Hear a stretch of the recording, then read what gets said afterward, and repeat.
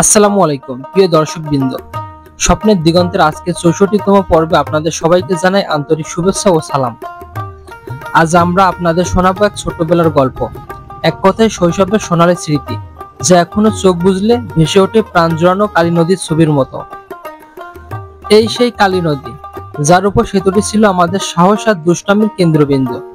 গ্রীষ্মের দুপুর বইয়ের ব্যাগ ফেলে বন্ধুদের সঙ্গে ছুটে গেছি নদীর পাড়ে, আর তারপর নিঃশ্বাস আটকে বুকের ভেতর কাঁপনে নিয়ে ব্রিজের রেলিং বয়ে উঠেই সোজা জলের গভীরে লাফ। চারদিকে যেন এক নিমিষেই থেমে যেত, জলের নিচে নীরব এক জগৎ, আর উপরে বন্ধুদের চিৎকার, হো হো করে হাসি। আর আমরা উঠেই আবার বলতাম, চল আরেকবার।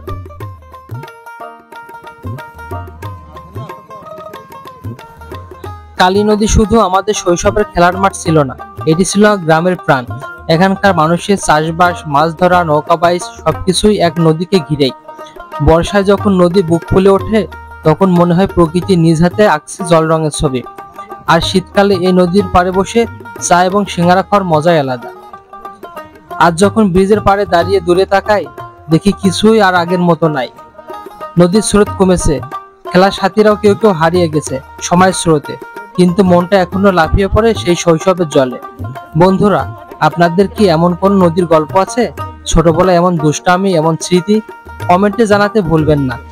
ভিডিওটি ভালো লাগলে লাইক, কমেন্টে শেয়ার করে ছড়িয়ে দিন আমাদের গ্রামের কথা, কালী নদীর কথা, শৈশবের কথা, স্বপ্নের দিগন্ত, যেখানে গ্রাম, গল্প আর হৃদয় একসাথে বয়ে চলে।